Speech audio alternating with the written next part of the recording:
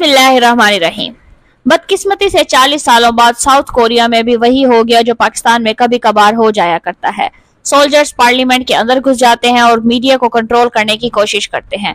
Military आपके red zone के अंदर घुस जाती है और पार्लियामेंट पर कब्जा कर लेती है।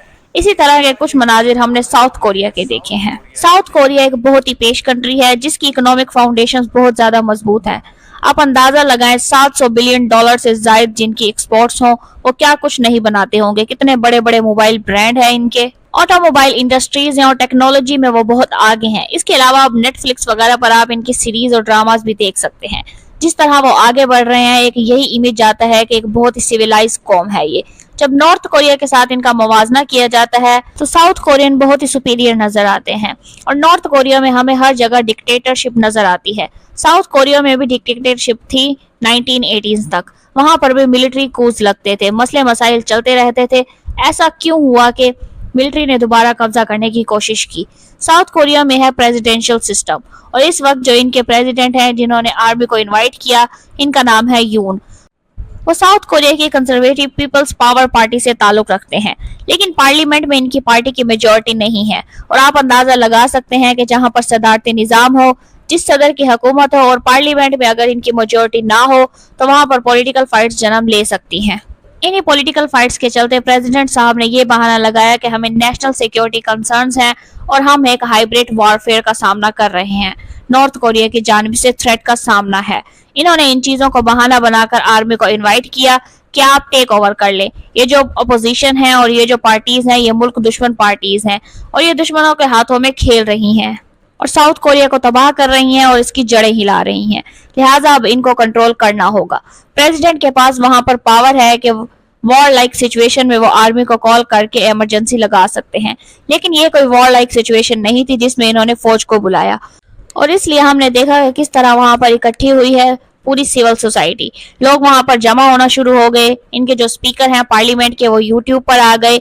इन्होंने लोगों को बुला लिया, इन्होंने पार्लियामेंटेरियंस को बुला लिया कि जल्द अज जल्द वोटिंग करें इस पर। और जैसा कि इनके कानून में है कि मेजॉरिटी ऑफ पार्लियामेंट मेंबर्स अगर मार्शल लॉ के अगेंस्ट वोट दे दे तो इनको विड्रॉ करना पड़ता है, जिसकी तारीफ बहुत से लोगों ने की। इवन साउथ कोरिया में भी लोगों ने आर्मी के इस किरदार को सराहा कि प्रेसिडेंट के कहने पर वो आ तो गए, लेकिन जैसे ही पार्लियामेंट ने लॉ पास किया तो वो वापस पीछे हट गए और मार्शल लॉ का टोटल दौरानिया सिर्फ 6 घंटे का था। और इस पूरे प्रोसेस में हमने देखा कि मिलिट्री की हल्की फुल्की झड़पें हुई हैं वहां के लोगों के साथ।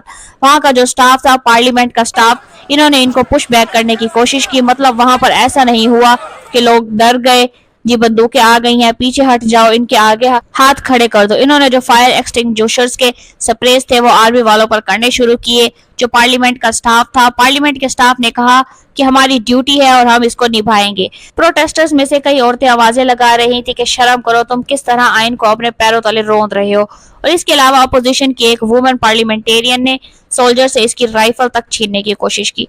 पार्लियामेंट के इतराफ में और इन सब मनाजिर को वहां के बहुत से टीवी चैनल्स ने लाइव कवरेज दी। आर्मी मीडिया ने यहाँ तक कवर किया कि आर्मी के हेलीकॉप्टर्स नेशनल असेंबली के बाहर लैंड कर रहे थे और कम से कम 3 हेलीकॉप्टर्स को देखा गया। मतलब पूरी तैयारी थी मिलिट्री की पूरी कुव्वत के साथ कब्जा करने की। 300 के करीब सोल्जर्स ने पार्लियामेंट के अंदर घुसने की कोशिश की थी, जिसको नाकाम बनाया गया। सबसे हैरान कुन बात यह है कि वहां पर जिस तरह का रिस्पांस आया वहां की पार्लियामेंट और लोगों की जानिब से, इन्होंने बंदूकों की परवाह नहीं की। इन्होंने मिलिट्री का फेस टू फेस सामना किया। इनके रेड जोन में, जो भी इनका स्पेशल जोन है जहां पर पार्लियामेंट है, लोग जमा हो गए।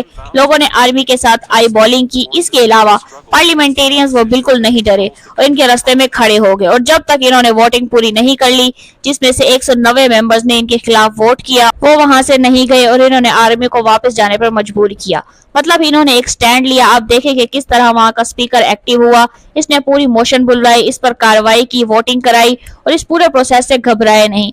ये इनकी बिल्कुल हवा नहीं निकल गई कि यार अब क्या करें, अब किससे राब्ता करें, हम कोई मफाहमत का रास्ता अपनाएं। ऐसा कुछ नहीं हुआ। जो इनके ख्याल में कॉन्स्टिट्यूशनली राइट तरीका था वो इन्होंने किया और कॉन्स्टिट्यूशन के जरिए इन्होंने आर्मी को 6 घंटे के अंदर अंदर बाहर निकाल दिया। वहां पर सारे रूल्स क्लियर हैं, मतलब कोई कंफ्यूजन नहीं क्रिएट हुई।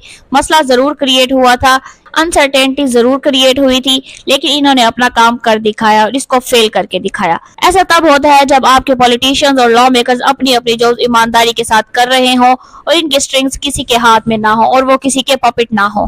اب یہاں پر تو کھیل ختم ہو چکا ہے اور مارشل لا لگانے کے کچھ گھنٹے بعد ہی اب ان کو ہٹا دیا گیا ہے، اور اسی کے کچھ گھنٹوں کے اندر ہی لوگوں نے پریزیڈنٹ یون کو امپیچ کرنے کا اعلان بھی کیا ہے۔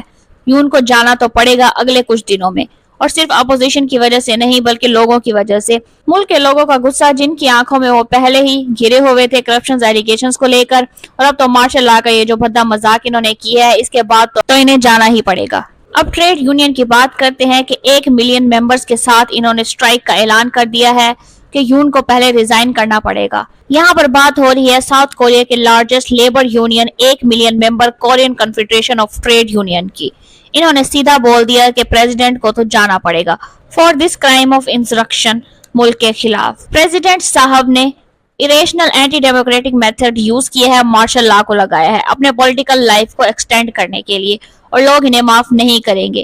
اب آپ سوچئے کہ لیبر یونین بھی اتنی پاورفل ہو سکتی ہے کہ ایسا کھلا ایک اعلان دے سکتی ہے۔ سیکریٹری جنرل ساؤتھ کوریا کے جو نیشنل اسمبلی میں ہیں، انہوں نے بھی یہ بولا ہے کہ وہ لیگلی رسپانسیبل اس بات کو مانتے ہیں ملٹری کو بھی، جو کوئی اگر فزیکل ڈیمیج ہوا ہے، کوئی انلیگل ایکٹ ہوا ہے تو ملٹری کو بھی جواب دینا پڑے گا۔ انہوں نے یہ بات مانی کیوں اور ایک انلیگل آرڈر پر عمل کیا ہے، اس میں کیا کچھ انہوں نے غلط کیا ہے، اور اسی لیے آج کے دن ہم یہ بول رہے ہیں کہ national defence police ETC parliament میں بالکل پروہیبیٹڈ ہے، کوئی بھی اندر نہیں آ سکتا۔ ساتھ ہی ساتھ منسٹرز نے یہ بھی بولا ہے کہ ساری CCTV فوٹیج کو جو اس پورے دن میں کیپچر کی گئی تھی، کوئی بھی انلیگل ایکٹ اگر ہوا ہو تو کسی بھی لا انفورسمنٹ آفیسر کے تھرو اس کی چھان بین کی جائے گی۔ اگر ساؤتھ کوریا میں صرف اپوزیشن لیڈرز پارلیمنٹ پہنچتے رات میں تو انہیں آسانی سے ملٹری پیچھے دھکیل سکتی تھی، لیکن لوگوں کا ہجوم دیکھ کر کسی نے کوئی چالاکی نہ کی، نہ ہی ساؤتھ کوریا کے لوگ ڈرے اور نہ ہی وہ اپنے گھروں میں بیٹھے، وہ باہر نکلے اور انہوں نے اپنے حق کے لیے آواز اٹھائی۔ ابھی کے لیے اتنا ہی، اگر اس سے ریلیٹڈ کوئی بھی اپڈیٹ آتی ہے تو ہم آپ کے لیے اپڈیٹڈ ویڈیو ضرور بنائیں گے۔ اگر آپ کو ہمارا ویڈیو انفارمیٹیو لگا ہو تو ویڈیو کو لائک کریں، شیئر کریں، چینل کو سبسکرائب کریں اور بیل آئیکن دبائیں تاکہ اسی طرح کی انفارمیٹیو ویڈیوز آپ تک بر وقت پہنچتی رہے۔ اپنا خیال رکھیے گا، اللہ حافظ۔